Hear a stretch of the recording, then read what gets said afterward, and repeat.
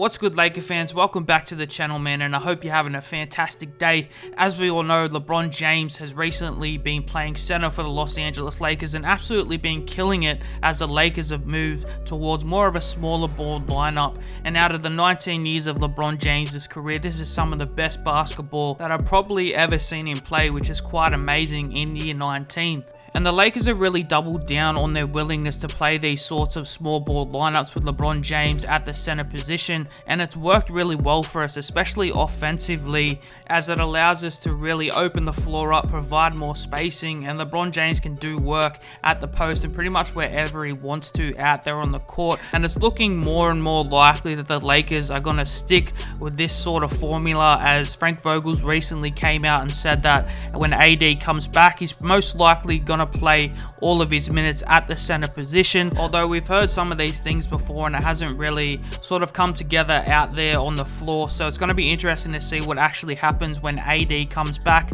We've of course also signed Stanley Johnson in the meantime to give us a defensive boost, and he's really done some things out there defending those stronger wing players on opposing teams and really brought sort of new energy to the team, which I've really loved watching. So whether or not we actually sign him for the rest of the year is going to be interesting to watch as well. We've also been rumored to target Jerami Grant, but there's also a lot of other teams in the league that are targeting Jerami Grant as well, and a lot of teams that probably have a lot better assets than the Lakers can offer in terms of getting a trade done. And that's because a player like Jerami Grant has this skill set that's highly sought after in this league. You know, he's lengthy, can defend pretty much every position on the floor, and he's a very switchable defender. You know, he's great in those small ball lineups, which you've seen before at OKC and sometimes when he was on the Denver Nuggets. You know, he has the ability to guard those centers when you want to go smaller, and of course the Lakers, as we've just spoken about, are willing to do that more often than not this season.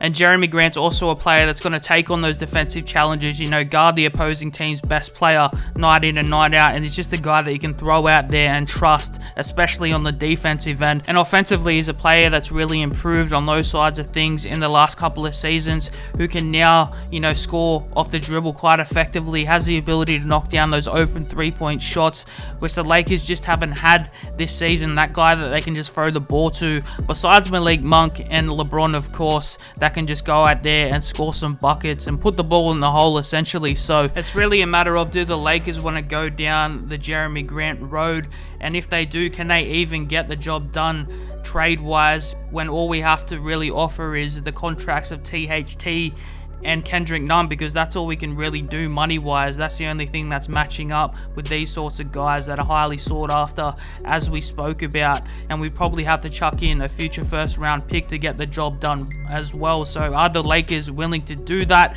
and can we get the job done? Which brings me to the point of this video.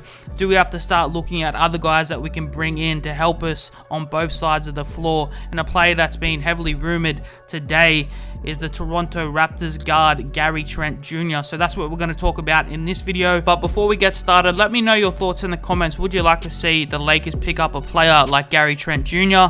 or Jerami Grant? Let me know your thoughts in the comments right now. So of course, Gary Trent Jr. currently plays for the Toronto Raptors.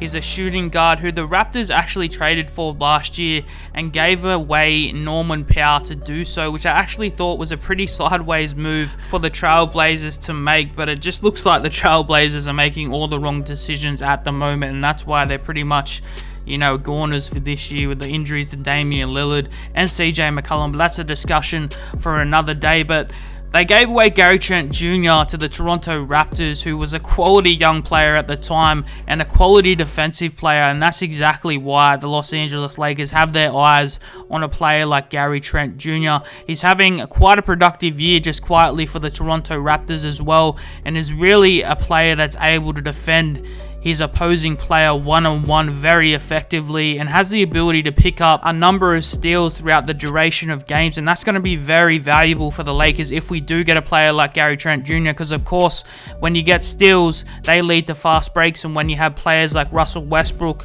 LeBron James, and Anthony Davis out there running fast breaks, you're pretty much going to be unstoppable, because all of those players are pretty much one-man fast breaks by themselves even, and that's going to go a long way to winning a lot of games games for the rest of the season. And you've seen the impact that Gary Payton Jr.'s had on the Warriors when he comes off the bench. He's obviously an elite defender that gets a lot of steals, and it's just really upped the ante of their offense, and that's part of the reason why they're going so well and why they're highly energized every single time they go out in the court. And that's essentially why we traded for Russell Westbrook. You know, we're meant to be this fast break team that's unstoppable on fast breaks, unstoppable going to the rim, you know, the most athletic team, the most explosive team that the Lakers have seen in past times, and we just haven't seen enough of that this season. We haven't seen Russell Westbrook's throwing alley-oops to AD. Of course, AD's been injured, which has something to do with that, but we just haven't seen enough explosiveness, enough excitement, which we thought going into this season that we would see on a nightly basis, but it just hasn't come to fruition. So I definitely think picking up a player like Gary Trent Jr. will do wonders for both our defense